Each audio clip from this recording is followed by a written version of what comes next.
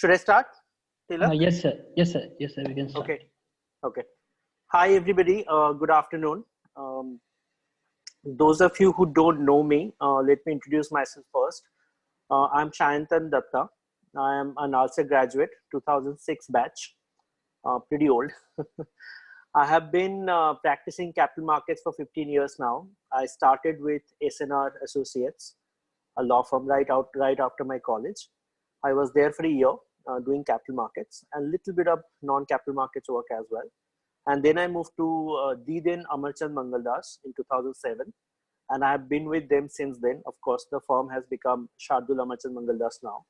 I have been a partner since 2015, and I continue to be in capital markets even now.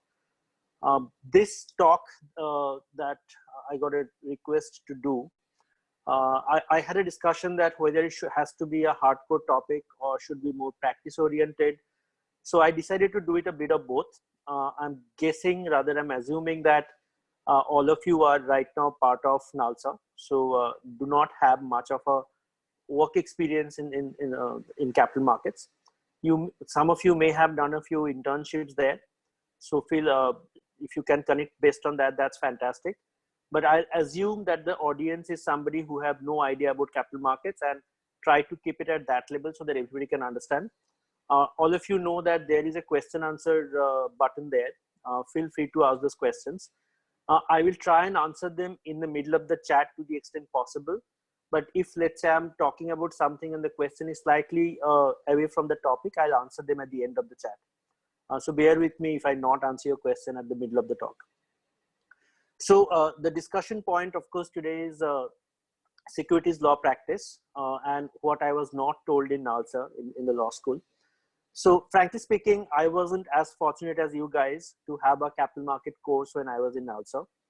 We didn't have a Sudhanshu Kumar offering us a capital market regulation elective. We did have Mr. KVS Sharma, and he taught us corporate laws. And there were a couple of lectures dedicated to capital markets or capital market regulations that time. That was a brief introduction to capital markets. And fortunately, he had arranged a few external lectures where people from outside came and gave us lectures about capital market, including one of them I remember was from a very high rank executive from Karvi. I don't know if you know what Karvi is. Karvi is one of the top 2 leading registrar to the issues in India. So whenever you do an IPO or any kind of capital market transaction, somebody has to take care of allotting the shares, that it goes to the right applicant. So that's a humongous task, and that is done by primarily 2 players in India. One is Lincoln Time and the other one is Karvi. So one of the top officials from Karvi came and gave us a chat in NALSA, and which really helped me. And I would probably, if I have to go back to my root and see where I was first introduced to capital markets, it was that speech. I'm not sure I'll be as effective as he was on that day, but I'll try and tell you what it has been to be a capital markets lawyer. What are the applications from what I learned in college, and trust me, they're very different. What I learned in college, of course, is the foundation, and all thanks to Mr. Sharma that time. But when the applied science come in the law firm, and I'll be mostly limiting my discussion to a law firm life, because that's what I have known since the time I have been a professional. So when it comes to implementing them in law firm is very different, very challenging, very exciting. But no way I'm trying to demean what is taught in the law school. So let's get started. I don't know how many of you know what exactly is securities law practice or what exactly is capital market. But just to give you a brief introduction, that I don't know if you know about IPOs, initial public offer, where a company is issuing shares and those shares are listed on the stock exchanges. That's primarily the first one you know about capital market. You may have known about your parents or even you investing into capital market, buying or trading on shares. So that's capital markets for you. Now there are a host of regulations regarding capital markets, and they can be divided primarily into 2: the primary capital market and the secondary capital market. So the difference between the 2 is when a company is going to get listed to the stock exchanges. So that's an unlisted company going for the first time to the market, raising money from the public and then getting listed on the stock exchanges. Those transactions are called primary market transactions, which is of course the IPO. However, once they're listed, any kind of transaction that happens subsequently, it could be a subsequent fundraising, which can be through an FPO, follow-on public offering, which can be through a QIP, qualified institutions placement. It could be through a rights issue. So whichever the fundraising transaction be, or it could even be like a buyback, which is of course the flavor of the season given the markets were low in the pandemic situation. It could be a delisting. It could be a takeover code where another company is acquiring a listed company. So all those are called secondary market transaction. Now, even if you're trading on shares, those are secondary market transaction. Now let's move on to another side of capital markets. So one division was primary and secondary. Another division is based on the instrument that you're dealing in. So you know about equity shares. So that's called equity capital market, which is ECM, which is of course the more popular sector of capital markets. There is also something called debt capital market, which is DCM. Debt capital markets, of course, issues the listed bonds, the listed debentures, even FCCBs. So those are primarily called debt capital market. Then there is trust capital market. Trust capital market is more of a recent phenomenon in India, probably in the last 3-4 years, whereas in the world parlance, it's pretty old. The US has been pretty active in trust capital market. Even Singapore as a jurisdiction has been fantastic on that. Now, these primarily include, in Indian perspective, they will include REIT and InvIT. REIT is what is real estate investment trust, and InvIT is an infrastructure investment trust. I'm just throwing those names at you today just to get you introduced to the practice area. Now, each of them can probably create a course on its own, REIT, InvIT. If you don't understand them that well, it's okay. You don't have to understand them right now. If you do choose capital markets and if you come to a law firm, you will know them gradually. And that cannot be introduced over just a 40 minutes call or a meeting. So that's trust capital markets. Then, of course, there is another part, which is international securities market. And I tell the difference. Until now, whatever we discussed, the equity, the capital market, debt capital market, or trust capital market, we have been referring to the domestic market until now, when an Indian company is going to get listed on the Indian stock exchanges, primarily the BSE and the NSE, the Bombay Stock Exchange and the National Stock Exchange. However, an Indian company can think of getting listed overseas. So let's take an example, Infosys. Infosys is an Indian company which is listed on NYSE, New York Stock Exchange. How is it listed on NYSE? It is listed through its ADR, which is called American Depository Receipts. So that's a structure. I'll explain the structure to you shortly. So NYSE, which is listed on, Infosys, which is listed on NYSE through an ADR, that is called an international securities market transaction. We do that as well. Specifically, when Indian companies are trying to get listed abroad, so you will have American Council and Indian Council both.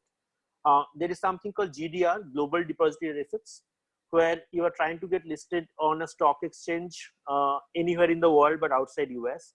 So it could be a London Stock Exchange, a Luxembourg Stock Exchange, a Hong Kong Stock Exchange. Those will be part of GDR, the Global Depository Receipts. There could also be a case where a foreign company is trying to get listed on the Indian Stock Exchange. Now that can happen through IDR, Indian Depository Receipts. Now till date, though IDR is part of the Indian regulations, only one IDR has happened, which was done by the Standard Chartered PLC, the British bank. But till then, no one else has done any other.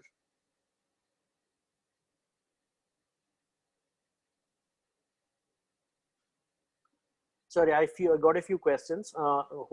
Karvy case, I did not discuss the Karvy case here. I just said that somebody from Karvy came and gave us a lecture about how the capital markets work. Now, why IDRs has not been successful, that's a good query. I'll take it up right now. So, frankly speaking, when IDR started and we are the firm, that time it was Unify Amachan Mangaldas. We worked on the IDR and it took us probably 2.5 years to get the transaction done. And that's because even though SEBI came out with the IDR listing regulations, it was not fully baked. It was not something which had taken care of all the cross legislation that had to be amended. So we had to amend FEMA. We had to amend some circulars from RBI. So it was a back and forth. We had to go and make some presentations to the Ministry of Finance and explain to them that to get an idea done, we have to make more changes amongst other laws, and that's how it was done. Frankly speaking, any instrument which picks up from the beginning will not be that successful, because like share, let's say the equity shares are successful because they can be traded. So if there is only one company listed right now whose equity shares are there, so that means the trading is happening only on the shares of one company. Now that's not an ideal capital market scenario, because you may sell or buy one company, but you don't have another option to sell or buy.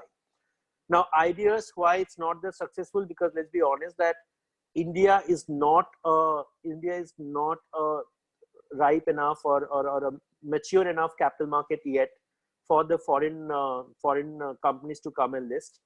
The kind of exposure an American stock exchange has, like a Nasdaq or NYSE or even a London stock exchange, the Indian stock exchanges don't have it. So it's very tough for a foreign company to come and list in India and see that Indian investors are trading on their shares. So let's take an example. Let's say Tilak is one of the investors, and he has invested in the idea of a company which is based in London. Now for Tilak to know that whether he should be selling that share or selling that deer or buying that deer, he needs to know more about that company on a day-to-day basis. That's how the trading happens. You know about the company, then you decide whether to buy or sell. But if it's a London-based company, and when IDEA happened that time, of course, things were not that easy to get information about. So you don't end up having that much information about that company on a daily basis. It's not popping up in your pink newspaper in the morning on a daily basis. So the trading is, of course, not that frequent. And that's why the ideas haven't taken off. And my personal assessment would be it will take some more time for ideas to take off until they don't happen. Even for REIT or InvIT, the same thing is being faced, because not too many customers are listed yet. So until and unless you have a huge base, a broad base of companies, like around 50 companies listed in the InvIT, 50 companies listed in the REIT, we won't see a very frequent trading and a very mature market yet. And for IDEA, because it's a foreign company altogether, it will take really long time for the Indian investors to get mature enough to track a foreign company, understand their fundamentals, and then trade. Okay, now let's move on to what I was talking about. There is also something called another practice area that comes under securities regulation, securities law practice is regulatory financial practice or financial regulatory practice, FRP that we call it. This is a very, very interesting practice area. It's basically not doing directly capital market transaction of IPOs and QIPs. It's when a company gets into a problem with the regulator. It could be SEBI, it could be RBI, it could be stock exchanges. That's when the lawyers help them out of that problem. It could be a show cause notice issued by one of the regulator to the company. It could be an investor complaint that has come against that company, and then you have to deal with them. So that's a very different kind of an acumen, I would say. That's more dispute resolution rather than transaction execution. But that's also very, very important, because the regular litigation lawyers do not have that much understanding of capital markets. So that's why that's another practice area that's really emerging. One of the examples that you can think of is Somsekhar Sundaresan, who started as a JSA partner who used to do capital markets. Then he moved to the niche area of financial regulatory practice. Subsequently, he has started his own independent counsel practice where he does only this. And that's primarily dispute resolution when you appear before the SEBI executive or whole-time member. Then you appear before SAT, the Securities Appellate Tribunal, and then you appear before Supreme Court as well. So that's financial regulatory practice. That's also a very, very lucrative part of capital markets. A brief introduction about the players of capital markets. Who are the ones? One, of course, is the issuer, the company which is issuing the shares and getting listed in the process. Second one is investment banker. The most important player of this entire transaction process is investment banker, at least in India, because they are the ones who are the interface between SEBI and the issuer. Unlike US, where the lawyers are the interface between SEC and the issuer. SEC is the Securities Exchange Commission, equivalent to SEBI in India. In US, it's done by the lawyers, and I actually prefer that way of doing it. You can charge more money, that's one. And secondly, I think if you deal with lawyers, you are dealing in a better manner than dealing with the bankers. But in India, it's unfortunately the bankers who deal with SEBI. So they take care of the entire regulatory compliance. On top of it, they market your transaction. So they are the ones who go and talk to the investors and tell them that you should buy the shares of this company. So they are the most important intermediary in the entire capital market practice. Of course, they can be exploitative as well. All of you have seen the movie Wolves of the Wall Street. So that's about it. Then the third one, I would say the legal advisors, that's us, who draft the prospectus, who ensures that every information, every material information is included in the offer document, who ensures that they do the drafting for everything, starting from any communication with the regulators, including stock exchanges, any communication with any other regulatory body. You needed prior approval from RBI because you are doing a banking transaction. You could be needing a prior approval from MIB because you are doing a broadcasting company IPO. So those things are also done by the lawyers. The entire diligence is done by the lawyers. I'll cover it in more detail when I talk about the role that lawyers play. The fourth one is the regulator, the SEBI or the SEC, and of course the stock exchanges, because they're the quasi-regulator in Indian securities market. There is also ROC, the registrar of companies. You are supposed to file your prospectus or the rating prospectus with ROC as well. And increasingly, they have become more vigilant. Sometimes they do give comments also on the prospectus. They were very lenient, and it was just a mechanical process of submitting the prospectus to ROC until the Sahara case happened. But once the Sahara case happened and it was out in the open that how callous the ROCs have been, and they never picked up. Since then, ROCs have become slightly more, I wouldn't say they have become very alert, but slightly more alert about capital market transaction. Last but not the least, the investors. Probably, if merchant bankers was one part of the most important people on one side of the table, the other side of the table would be investors, who are probably very, very important in the entire system of capital markets, because they are the one who are putting their hard-earned money at risk by investing in the companies. So it's very important that their interests are taken care of. It's very important that we are not trying to sell the deal based on some myths, based on some lies, based on some half-baked information or misstatements. Because if you do that, they're the ones who are going to lose the money. That's why it's the job of the merchant bankers to give duly a certificate to SEBI, who are supposed to verify everything and say that everything is hunky-dory. And the lawyers who also give a closing opinion to the bankers to check everything and say everything is right. And I tell you how detailed this diligence can go, that when we talk about the profiles of the promoters or the profiles of the directors in our prospectus, and if a director says that he has a degree from Harvard Business School, you will actually go and ask the director, show me the degree you have. Of course, you don't take the original copy, but he can share a photocopy of that degree from the Harvard Business School. If he says that he has 33 years experience working in 2 companies, we'll actually go and ask him that, show me the joining letter and the relieving letter from those 2 companies to show that you actually have 33 years of experience in those companies. And it's not something we are doing out of choice. It's something which are being instructed, which are doing because we are instructed by SEBI to do that level of diligence. Something that we call line by line backup collection, which means every line that you write in a prospectus should be backed up by independent verification, should be backed up by independent data. So that's the kind of diligence we do. And to be honest, if we get it wrong, the liability is very high. I remember when I had just joined the firm, Rahul Guptan, who is now a partner in Clifford Chance Singapore, he used to be the partner in Amarchand Mangaldas, the then Amarchand Mangaldas that time, based out of Mumbai. So he was doing a initial chat with all the people who are getting inducted in capital markets, and he told us that the biggest liability document from Amarchand could be a blank check. The second one would be the prospectuses that we keep churning out. Because if something goes wrong, there are class action suits that can be filed, and then of course sky is the limit on the liability. And you know the size of the transactions that happen. They could be 15,000 crore, they could be 20,000 crore. We did the Airtel rights issue, which was 25,000 crore. So if something goes wrong and people can prove that they have lost money, that's the kind of liability we are carrying. And that's why, like, as a capital market lawyer, you have to be superly vigilant on everything that is going in the prospectus. No part of that document can be a fiction. everything has to be a hardcore non-fiction, and which everything has been verified by the lawyers. Now, moving on to the next one that I wanted to talk about is what's my role, though I have kind of covered in the previous one by talking about the drafting part and the diligence part. There is also another part, which is basically the drafting of the agreements and the negotiation that we do.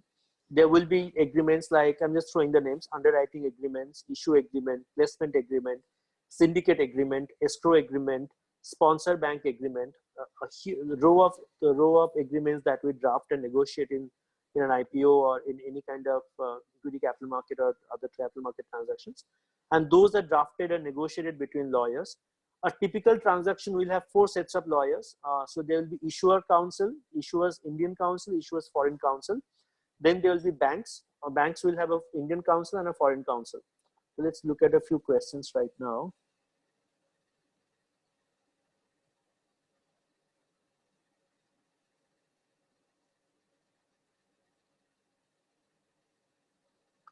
Okay, the one that is related to what I'm talking right now, I'm taking that question. What is the liability of the law firm if there's a misstatement in the prospectus? That's a damn good question, and I'm so happy you have asked that question to me. So let's go by the chain of events. Lawyers are not regulated by SEBI, which is the capital market regulator. So we actually do not issue any opinion to SEBI at all. The only opinion that goes from anybody to SEBI, that is the merchant bankers. And the merchant bankers are completely regulated by SEBI. Their merchant banking license is issued by SEBI. So merchant bankers, when they give a due diligence certificate saying that there has been no misstatement, no material omission of any information in the prospectus, they have to stand behind it. And if things go wrong, the highest amount of punishment they can get from SEBI, apart from a penalty, could be cancellation of their merchant banking license, which means the merchant banks actually stand to lose their business altogether. The merchant banking license can be cancelled, and it's not like it has never happened. Thankfully, not involving any of the big law firms, but smaller law firms in smaller transactions, it has happened that huge misstatements have happened, and SEBI has sent them show cause notices that why their license should not be cancelled. Now, that's the merchant bankers' liability. There is also another part where they can be asked to pay penalty, and they have done that in past. Then what is the liability of the lawyers then? The lawyers actually give an opinion to the bankers. Lawyers don't give an opinion to SEBI, but lawyers give an opinion to bankers, where lawyers tell bankers that everything that has gone inside is correct, is basically the same thing what bankers have told SEBI, a back-to-back they get from the lawyers. So what happens if things go wrong? If it's proven that it was the negligence of the lawyers and not the company. Now you have to understand one thing, that if I'm saying any information in the prospectus is correct and there has been no material misstatement or material omission, I can only say that based on the information given by the company. If the company has given me wrong information, or if the company has withheld information from me, it's not possible for me to then create that and put this in the prospectus. So lawyer's liability starts only when an information has been given by the issuer to the lawyer, but the lawyer has forgotten to include that in the prospectus. And even then it doesn't stop, it doesn't end there, because even the prospectus is actually a document by the issuer company. The prospectus is actually going in the name of the issuer. It's signed by all the directors and the CFO. It's not signed by the lawyers. So the primary liability is with the issuer company to look at every information in the offer document is correct. So then how can a lawyer be made liable? A lawyer can be made liable if the issuer can prove that there is enough communication evidence to show that the issuer wanted to include 5 litigations in the offer document thinking their material information, but the lawyer kept on giving them an advice that no, they should not be included. So not just that they were sent by the issuer to the lawyer, a lawyer forgot to include, and then accordingly lawyers can be made liable. No, it's not that. Because it's issuer's job to look at the prospectus drafted by the lawyers, verify it, vet it, ratify it, and only then file. So there has to be a proof that lawyers refuse to include that and lawyers advise them not to include that, despite repeated requests from the client to include that information in the offer document. And then the client went by the advice given by the lawyers and did not include it. Only in such case, of course, the lawyers can be made liable. Now, these are very, very far-fetched situations where lawyers will be made liable and will be asked to pay penalty. And in a criminal breach of trust, we can also be imprisoned, like it happened in case of PwC auditors. But frankly speaking, when you are looking at an audit partner who is looking at the financial statements, and the lawyers who are looking at the non-financial statement, there's a huge difference, because financial statements are something which is very, very specialized, and lawyers and auditors do put their signature on the financial statements as well in the prospectus. Whereas the non-financial statement stuff is only signed up by the company, it's not signed up by the lawyers. So generally, and in India till date, I don't know a situation where lawyers have been hauled up for misstatement or material omission in the prospectus. They have happened in US, of course. But if you miss out something like that, it may be the end of your capital market practice forever, because none of the banks will trust you again. None of the banks will come to you for the next transaction, and for sure you'll be losing your job. And the second part is that that law firm will probably have to shut down their capital markets practice forever. So that could be the impact, even though that's more of a business impact rather than a regulatory impact on you. So given we do not give an opinion directly to SEBI, we may not have a regulatory liability per se, unlike the auditors who are more exposed to them, because they put their signature on the prospectus as well. Lawyers do not. But it will be such a reputational loss for you that will be end of it for your capital markets career. Let's move to the next one. What do we provide? The service offerings. The service offerings I've already talked about. Let's move to some distinctive aspects of securities law practice. What are the things that make this practice tick? And like a typical securities lawyer, I'll also tell you about the risk factors of this practice area. So the number one is that what I really like about this practice area is that it's very, very innovative.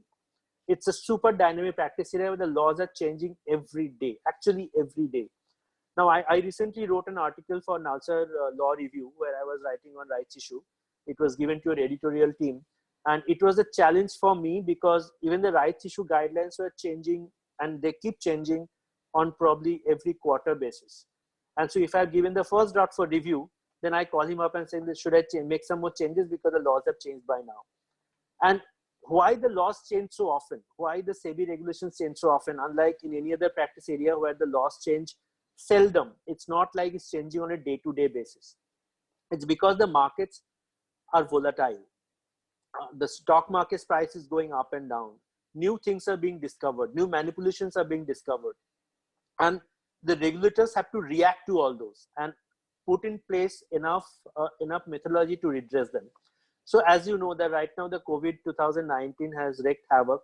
All the stock markets are down.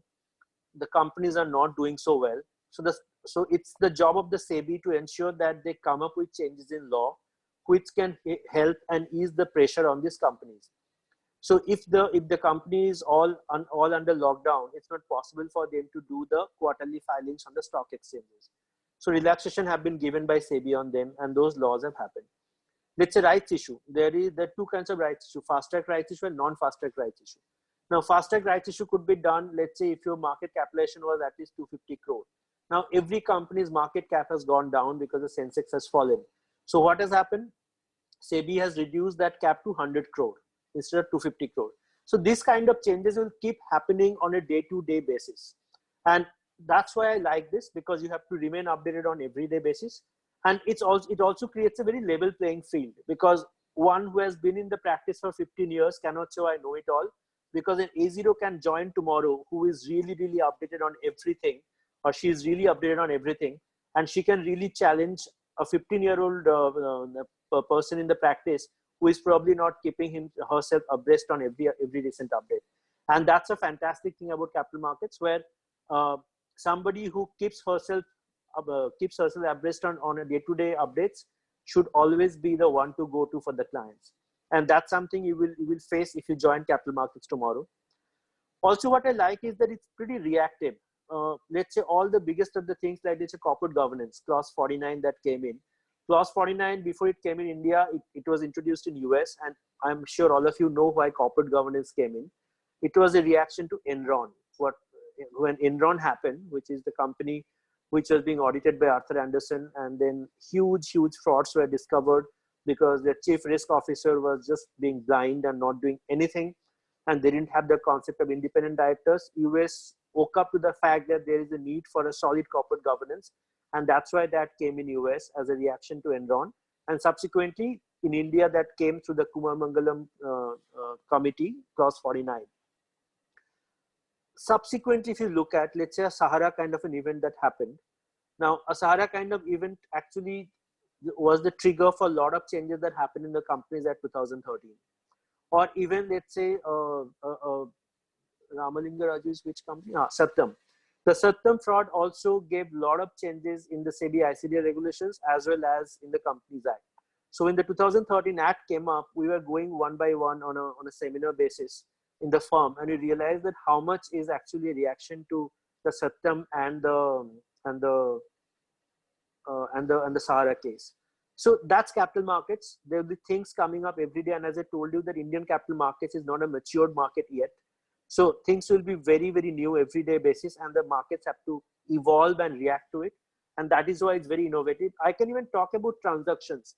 Let's say when the markets realized that there are a lot of companies which have not complied with the minimum public shareholding, then they came up with novelty transactions like IPP, Institutional Placement Program. They came up with something called OFS transaction, which is offer for sale to stock exchange mechanism. So those are new transactions that came into the market which are not there before. So we had to instantly learn a new transaction procedure and then apply our mind how to draft the prospectus for that. There was something which was introduced called Dutch auction method, or rather a French, Indian auction method, which was basically a merger of the French auction method and the Dutch auction method. And we really, really struggled to understand that and then execute the first ever Dutch auction method, Indian auction method transaction, which was the NTPC FPO. There was even stuff like, let's say, even the IDR came up. We discussed about how we had to lobby with the government to change a lot of laws, because otherwise IDR was completely inoperative and it was not possible to do those transactions at all. So it's very innovative. What I also like is that the engagement that you have with the regulators, because SEBI, as I told you, is a very, very hands-on regulator, and they are looking at the documents and the laws and the compliance with them. So as a lawyer, you will end up writing letters to SEBI, responding to the letters from SEBI, and that's also another part I like. And we are also often on the SEBI committees. We are able to influence what should happen. As of now, all the changes that are happening by SEBI, the relaxations given on rights issues, the extension of the timeline for SEBI observations in IPOs, those have all happened because we have been in direct calls with SEBI. We have been doing Zoom calls with SEBI members and explaining to them that what are the changes that needs to happen to ensure that we provide ease to the companies. And then SEBI is coming out with them more often than not. We actually even draft them for them. So these are stuff, and there is nothing wrong in it, because it's not like SEBI is taking the draft you are giving to them verbatim. They generally puts up a white paper asking for comments from everybody, and then they implement that. So these are the things that I really like, because India is not a matured market yet, and you are on a day-to-day basis working with SEBI and ensuring the kind of laws that should be formed for this country. That's fantastic. That's a lot of honor, to be honest. Another thing is that development of commercial understanding in these transactions, because when you have done law from a law school and you join, unless you're doing advisory where you just have to look at the law and interpret it, if you come into transaction execution, you have to understand the companies very well to be able to execute them. And in capital markets, even more so, because it's actually not hardcore law.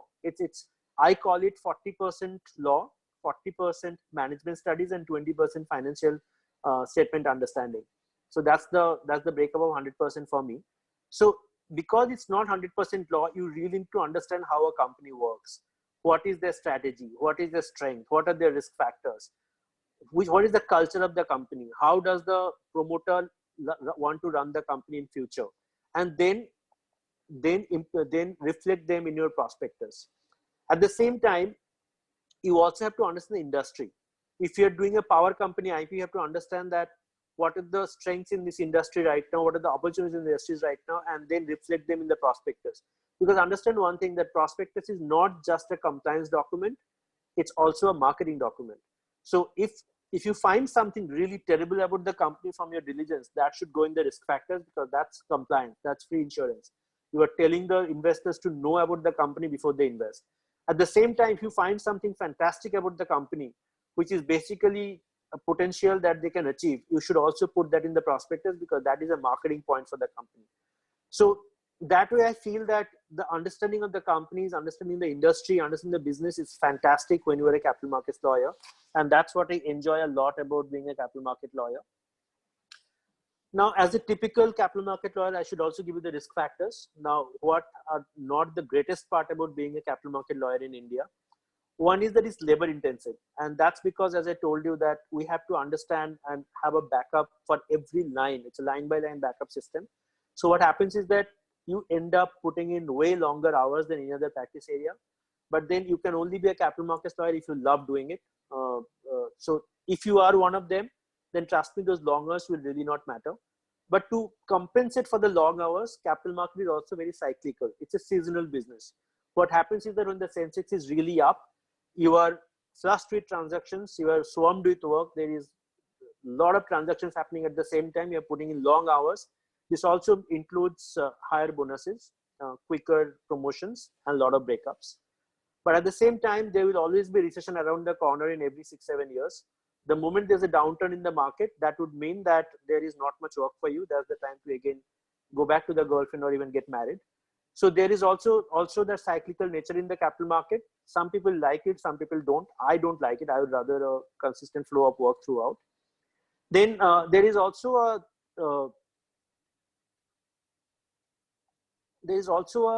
law firm centric point. I don't think that will matter to you guys, but once you become part of a law firm, if you do, then you realize that capital market is done on lump sum basis rather than hourly basis.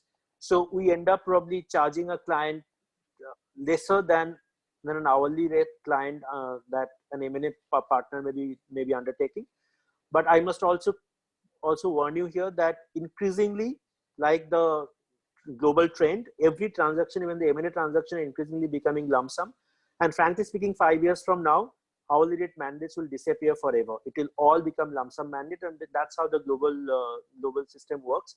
Unless and until you are part of a very, very boutique law firm like Wachtell, there, of course, that's a very different ball game altogether. We can have a separate session on that. But so that's about the risk factors in capital markets.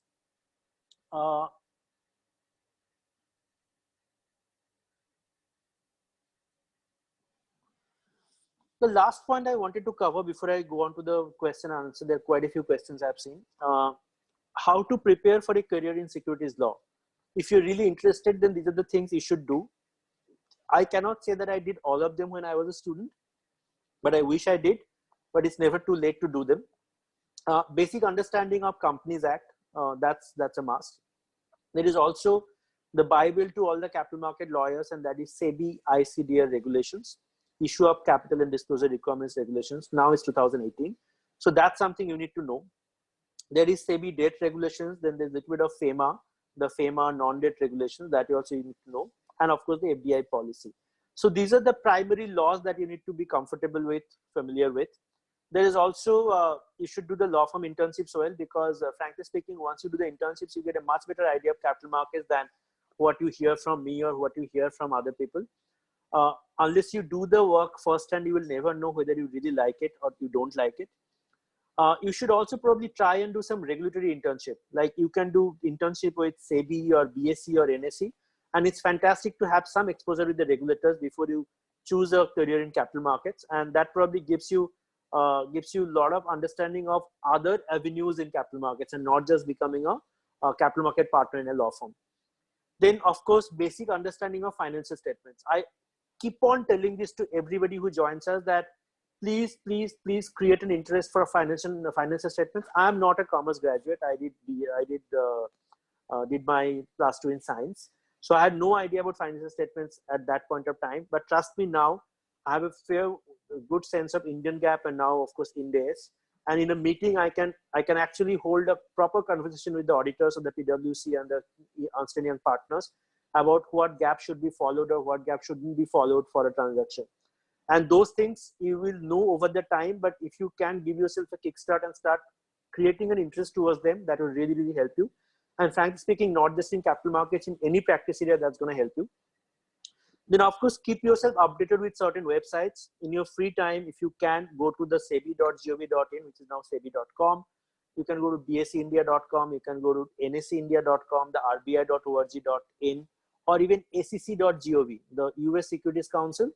They have a fantastic website, and you can go and even find out prospectus based on industry. Like you want to see all the, let's say, the beverage company IPOs, you can see them. You want to see all the power company IPOs, you can see them. So the ACC website is fantastic, and if you do have interest in capital market, you should go and check that out. Do start your day with a pink newspaper. Of course, Mint is now a white newspaper, so that's also fine. But do start your day with a business newspaper, and that's a must. That will give you enough idea about the sector, and that will make you a much better capital market lawyer, because it's not just the idea of law which makes you a capital market lawyer. It's also the idea of the industry, idea of the business. And of course, last but not least, please attend Mr. Sudhanshu Kumar's classes without fail. So those were what I wanted to talk about. Now let's get into the questions. So there are quite a few questions. I'll take a few. There's a question which says that why is ADR different from GDR? I mean, why countries like England don't have their own depositories? That's a fantastic question. America somehow has a hegemony on capital markets. It's probably one of the oldest, it is the oldest democracy in the world. And their capital markets is actually the most matured capital market in the world. The world follows what America does in capital markets. And there is no doubt on that. The world may follow England for the language, the English that we speak. But on capital market, the language spoken by America is what is taken as the gospel all over the world. That's why even when you do an Indian transaction, you will know something called 144A or Regulation S. If you don't understand it right now, let it be. When you join a law firm, you will be told.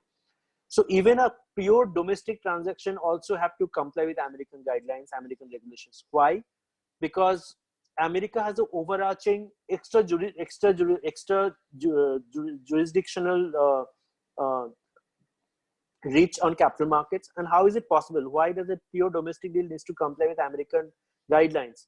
Now here is the answer, that even when you are doing an IPO in India and you are trying to reach out to the Indian investors, you will end up asking to a Morgan Stanley or a Merrill Lynch sitting in India for their money to invest in this IPO. So there will be those American funds who have offices in India, and they will be putting in money in your Indian IPOs. So while the investment decision may be made in India, the money is actually flowing from US to the Indian fund and from Indian fund to your company.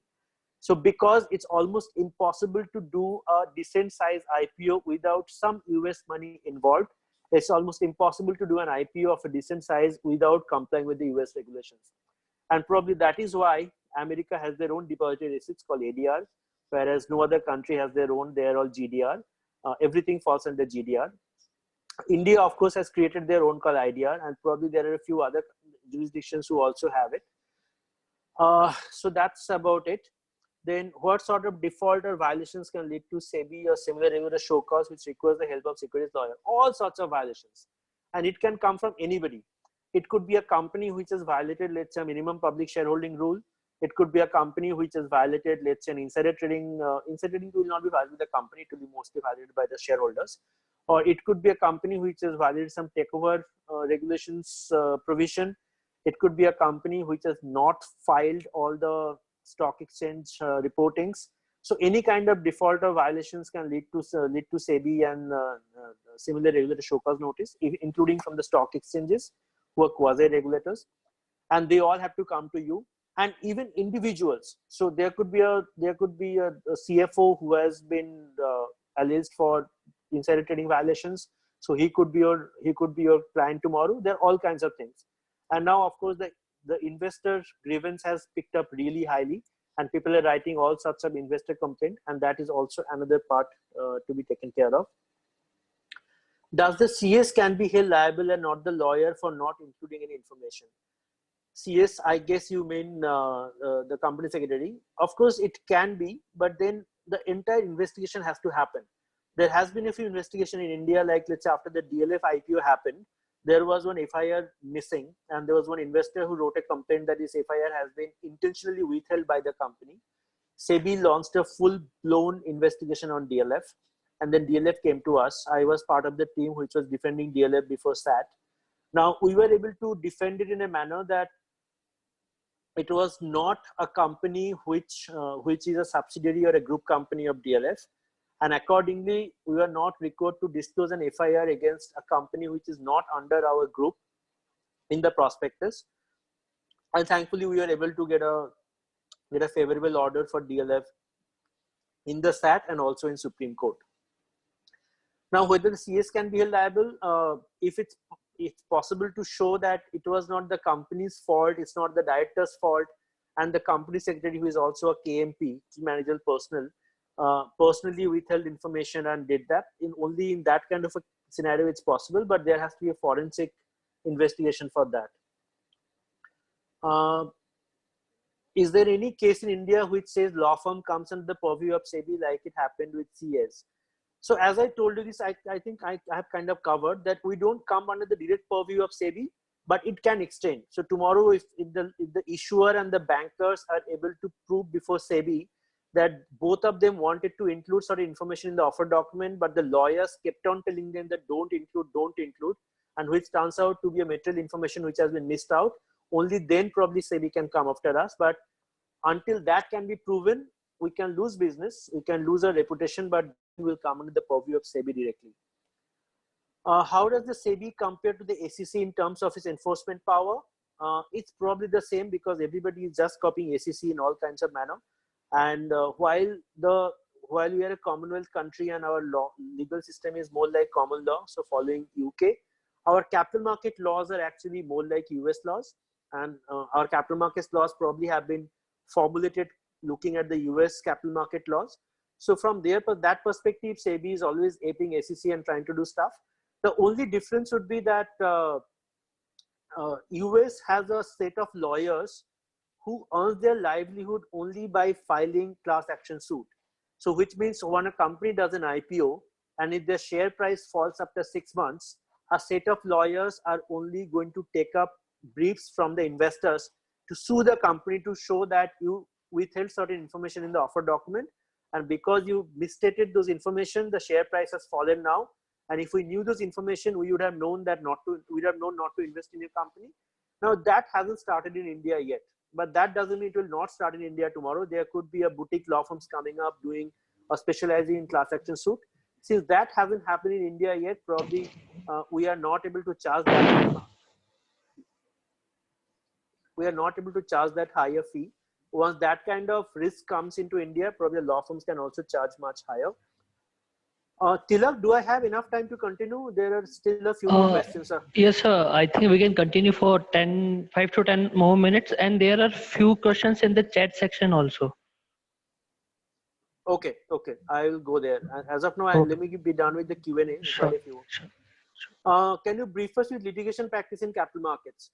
So as I told you, that's primarily part of the financial regulatory practice.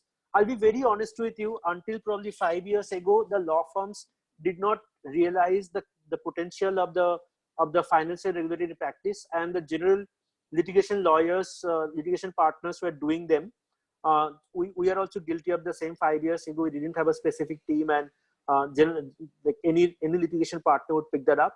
But over the time, we have realized how specialized this is and how much of expertise you need in capital markets. And that's why now we have a financial regulatory practice team, including litigators in that. So not everybody part of the team is actually advisory or transaction lawyers. There are litigation lawyers in that as well, who have extensive experience in appearing before SAT and appearing before Supreme Court, or even the SEBI whole-time member. And yes, we are recruiting in that practice area, not right now. The lockdown will get over and the markets bounce back a little. That's a practice area which is emerging, and we really need to recruit quite a few people in that. And frankly speaking, the capital market litigation practice as part of the FRP tomorrow can become very, very lucrative. As I told you, that US has already reached there, India hasn't. So this is a very, very emerging area which can tomorrow become a superly lucrative practice area. And top of it, this kind of makes you very equipped to tomorrow become independent and go to the counsel practice and keep all the money to yourself, like Somsekhar has done. So right now, probably India's appetite for two to 5 Somsekhars, but I would say 10 years down the line, India will need around 50 of Somsekhars in that kind of practice. So because as I said, everybody is just following US in the capital market trends, and it is going to happen. If I start out in capital markets but want to shift to M&A in 2-3 years, with my capital market experience help me? Of course it will. Capital markets that way, because there are two ways of looking at it. One is your legal knowledge. The legal knowledge, even a year and a half in capital markets, the legal knowledge will be good enough for you to help in your M&A. But the knowledge you will gain about the business of the companies in the industry, that's going to be gold mine for you when you move to M&A. Because M&A lawyers generally don't have that much of exposure to the company itself, to their business itself, like capital markets lawyers do. But once you have that kind of exposure in the business and they do become an M&A lawyer, trust me, you will be able to answer stuff more and more easily and probably come out with more innovative structures that will help that company, because giving the specific nature of the business. Like a Shubha Mandal is a primary example. Shubha has done capital markets as well as private wealth management in an extensive manner. And I tell you that, of course, he has been AZB, and AZB was not a capital markets law firm in those days. But when he moved to SAM, and he was in SAM for 1.5 years, I was working with Shubha for around 3-4 matters, where those were capital market matters. So Shubha gave it to me, but Shubha remained involved in them. And I realized the difference Shubha was bringing in the third matter or the fourth matter when he was doing it, because his knowledge of the company that he was learning from those matters by being so involved in deep into the company, those were helping him answer questions even in the M&A sphere of the company. So that really helps. What is the focus for the capital markets post-COVID? Would companies be listing regularly? So that's Rudresh's question. Of course, he is concerned. So Rudresh, to answer that, capital markets, though right now is down, it's not completely out, because we have instruments and products for a down market as well. I don't mind explaining that to all of you if you find it interesting. Right now, the share prices of the companies are low, right? So if the share prices are low, that means it's a great opportunity for promoters to consolidate their holding. How? Now, if the share price was 400 rupees, for the promoters, let's say a promoter who is holding 55% in the company, if the promoter wants to go up from 55 to 60%, they would have to shell out more money if they had to buy the share at 500 or 400 rupees a piece. Whereas right now the markets are down and the share price is 200. Of course, the promoters can buy more shares with the same amount of money. And how do the promoters consolidate? They either do a rights issue with the undertaking that any uncertain portion will be picked up by the promoters. And in such a market, generally investors don't have much faith, and they said, okay, let's not invest in capital markets. And the promoters can use this as a super opportunity to consolidate their holding. That's one. And trust me, we are right now pitching for a lot of rights issues, a lot of companies. So that's one great opportunity. Another thing is buyback. If the company has to buy back its own securities, they don't want to buy back at 500 rupees a share. They want to buy back at 200 rupees a share, because by spending less money, you are buying back more shares. So if a company was to do a buyback, this is the right market, and we are again pitching and doing a few buyback transactions. So in the post-COVID world, I would say the first 3 months we'll see a lot of rights issues and buybacks. Post that, it will be back to capital markets in its true sense, with lots of fundraising through IPOs and all. And because there's a pent-up market, and despite what the newspapers may be telling you, the market was pretty good before the COVID happened. We were doing like a lot of big transactions. You know, the Airtel transaction happened, the Vodafone transaction happened, the SBI cards transaction happened. There were really big transactions in the market. So the markets were very good, and a lot of companies were ready with their IPOs to come out. So there's a pent-up energy. So the moment markets bounce back, there will be huge like row of the queue of transactions that will be happening. Is there a difference in work culture in capital markets in small law firms than tier 3 law firms? Frankly speaking, the smaller law firms cannot afford a capital markets practice, because it's labor intensive, and every transaction needs probably 5-6 lawyers on a transaction. So you won't see a smaller law firm having a capital market practice at all. The bigger law firms generally have the capital markets practice. So a tier 3 law firm will not even have a capital markets practice at all. So if you want to do cap marks, you have to aim the bigger firms. Firstly, how do you see the capital markets practice post-COVID? That I've already answered. Yes, of course, the students should be sitting for placements, and we will not stop recruiting because we know there's a huge future for capital markets in India. And just watch out, by 2022, India will be in a blast.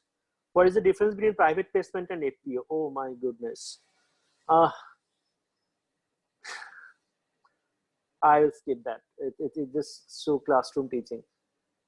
Even CS and CS are supposed to have in-depth knowledge on SEBI rules and regulations, companies that rules. How can we distinguish in essence the role of us lawyers over them? Oh, okay. The CS is compliance, the CA is financial statement. So they, even though they do cover a part of SEBI rules, their roles are very different. The company secretary is basically limited to filing the reports with the stock exchanges or filing the forms. The chartered accountants are only doing the audit of the financial statements. They don't have any idea about how to draft a prospectus, how to appear against a show cause notice, or even how to do a bulk deal or a block deal. So frankly speaking, our role in the capital market is probably 80% and or maybe 70%, and CAs will be 20% and CS will be 1%, 5%, let's say. Do merchant bankers have post-issue obligations? If yes, what extent and on what basis? So they have given a due diligence certificate saying that there has been no material omission or no material misstatement. If something comes out wrong, even after 5 years of the deal has been closed, yes, their obligations is continuing. And but they don't have any obligations when the issue is listed. So anything that goes wrong post the listing, they are not obligated or they are not liable for that. But even though something that happened before listing, but it was discovered that that was wrong 5 years after listing, then the merchant bankers can be held liable. How does one get to view some of the templates with some boilerplates in Indian scenario online? How dynamic or agreement writing? Capital market boilerplates, you can only see the offer documents which are on the SEBI's website. If you do read them, that's not a bad thing at all. That's fantastic. Otherwise, on rest of the templates, you will not find in the online in the digital platform at all. They are, of course, the know-how of each of the law firms. They are not going to put it up.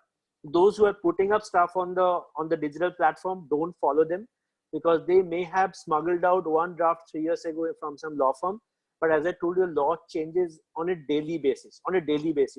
So it's impossible to use a format for 3 years ago on a transaction today. So don't go by whatever like ready-made formats you get online. How dynamic are the agreement writings? They are pretty dynamic as of now. It will not be probably 10 years down the line, because as of now, as I told you, that Indian capital market is not matured. So there are things which are being discovered on a day-to-day basis. There are new reps coming in, new indemnity issues are being negotiated. So it's fun negotiating agreements probably now and probably even 5 years down the line, but it will not be that fun 10 years down the line for sure.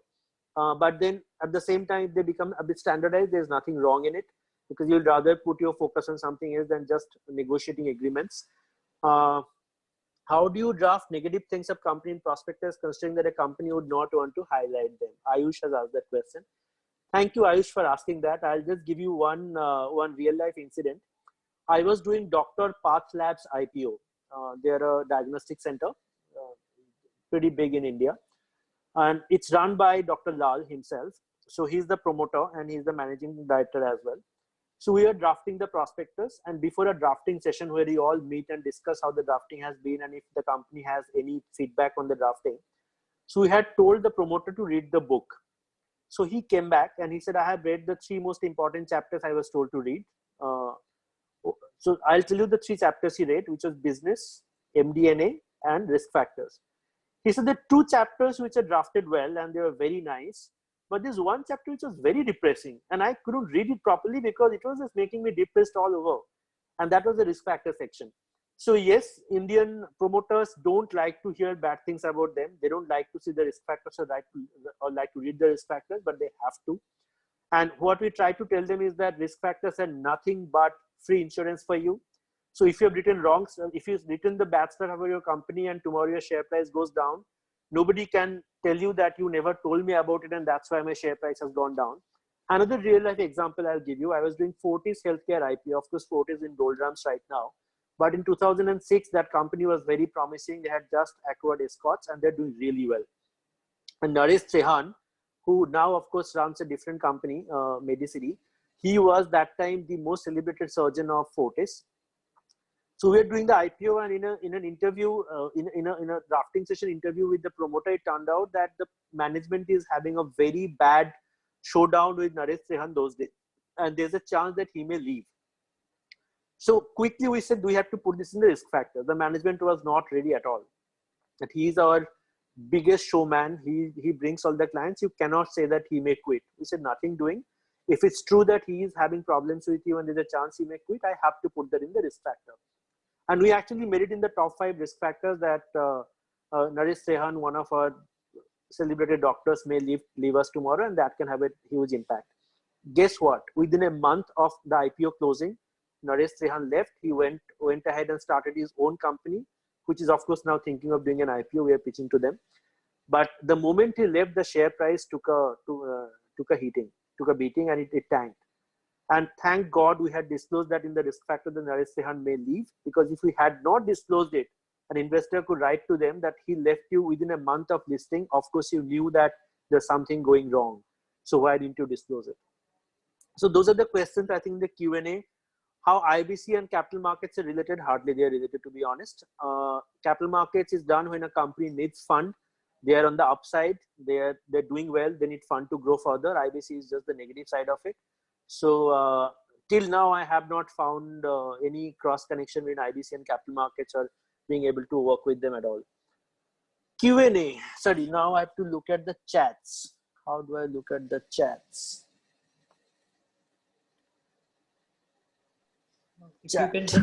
I've seen. I've got it. Aditya Sarup said this is the test. Okay, tested. In PwC case, SEBI penalized the auditors despite they not coming directly under SEBI using. Is it deemed to be legitimate? Can SEBI do the same to law firms? I think I already answered that they can, but of course for auditors it's higher because they do sign on the balance sheet which goes inside the prospectus. Lawyers don't put their signature at all. The signatures are of the directors of the company and the CFO. But at the same time, through the forensic, if it can be proved that those information were provided to lawyers and company in the market, merchant bankers wanted to disclose, is the lawyers who kind of block them from disclosing it. Only then lawyers can be made liable. But of course, you will lose business and lose reputation, and that goes without saying. Thank you. It's a wonderful, insightful session. Thank you so much. And if you could answer the following question. Oh man, there are 5 questions.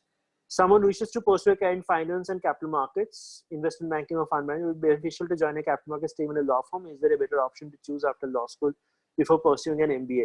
Oh yes, of course. Doing a law, capital market practice is fantastic. You can also do an MBA, and I have a few friends who have done both. After capital markets, they have gone and done an LLM on capital markets, and they have also done an MBA where they have talked about capital markets and been exposed to drafting even an MD&A on the prospectus. So they have themselves called me up and said that 2 years experience in Amarchand really helped because now things make sense. It does help. So if you have done a degree in law from Nalsar or any other law school, it makes sense to put that in practice for some time and be a capital markets lawyer for a year or 2 and then move on to any other thing. And there are enough precedents where people have moved from being a capital market lawyer to being a fund manager, and they're earning a lot of money. With the economy in decline, it seems like fewer companies are going to do an IPO. That I've already answered, that there are other instruments and other products that we employ in such kind of markets. As I told you, rights issues and buybacks. Who are the major clients of a securities law team? Do year 1 to associates get the opportunity to interact with the client? Yes, of course. This is a good question. As an A0, you will be going to client's office. As an A0, you will be going and attending meetings. And as an A0, you will be talking to the bankers and the clients on a daily basis. That's another awesome thing about capital markets. I forgot to actually mention that. Your interaction with the client and the banker will be way high. And something I should mention right now, and that has happened in my life, true story, is that the people you start interacting with when you are in A0, they also grow with you in the banks. So the level 1 associate in the bank tomorrow becomes a managing director or an executive director in the bank by the time you become partner. At the same time, even in a company, the lowly executive also becomes the CFO or the CEO of another company, or at least like a business head. So what happens is that because you have been talking to them on a day-to-day basis, they become your clients of tomorrow, and the bond you create at that point of time while doing this lengthy hours of discussion and the con calls, they those bonds stay forever, and those ensure that you have a good flow of clients in future. Who are the major clients of securities law team? That I've already answered. What do capital markets team look for in recruitees? Nothing sensational, to be honest, but something that I really want to is that you know what capital markets is, what the practice area entails, and the fact that you like doing it. Because frankly speaking, every year from all the people that join us, some do leave, and that's because they don't understand capital market that well and they are not in love with capital markets. And if you don't like what you are doing, I don't think you can do it for too long, and that goes with anything and not just capital markets. So that's something I would say, that if you want to do capital markets, do an internship, do read up, and understand whether you really want to do it and you really like it. What is your opinion on the potential impact of technology and artificial intelligence on capital markets legal practice? So that's fantastic. I read somewhere which says that AI will not replace lawyers, but lawyers with AI will replace lawyers without AI. And that's so true. In capital markets too, we have subscribed to an AI in our firm, and we have done pilot projects. We haven't done a full-blown diligence by an AI yet, and probably I think that's still 5 years away, because AI has to learn on the job. But right now, the way things are going, the AIs are being employed, and they are doing some bit of diligence. Let's say the loan diligence are now being given to AI. As of now, it's a bit tough because the AIs are not fully equipped. It's like you are dealing with an intern right now. But once the AI has done 5 or 6 transactions, the AI will become an A0 to A1. And once they have done 10 transactions, trust me, they are an essay, and they are a more efficient essay than a human being will be. So AI is a must, and capital market is going to hugely employ them. And even in our firm, when we are taking demos from different companies who are providing AI, capital market team was the leading team in that. So some people from management, some people from IT, and some people from capital market, together we formed a team, and we took the demo from all of them, and then we took the AI the provider that we have right now, and I was part of the team. And I'm hugely optimistic about the role AI will play in capital markets. Hi sir, do you think that the capital markets practice is going to get affected in the near future because of COVID-19? I've already answered that question for you. No, it's not. We'll have some products for short term, and in long term, trust me, the market is going to boom back. Does the LLM in capital markets provide any advantage? Of course it does. I would suggest that if you're actually doing an LLM, do it from a US university rather than doing it from any other jurisdiction. And that's because, as I told you, that what US does today, the world does tomorrow, because they know capital markets the best and everybody follows them. So if you do an LLM in the capital market, do it from a US university and not any other. So with that, I think I've answered all the questions. Is there any more Q&A anywhere? So I think we are done. We have answered all the questions. Yes, I've answered all the questions. So thank you so much, sir, for this enlightening and very informative session. We hope to host you again in future. Would love to. Thank you so much. It always feels good to talking to you guys and coming back to Nalsa. Thank you so much. All of you guys, stay home, stay safe, and see you soon.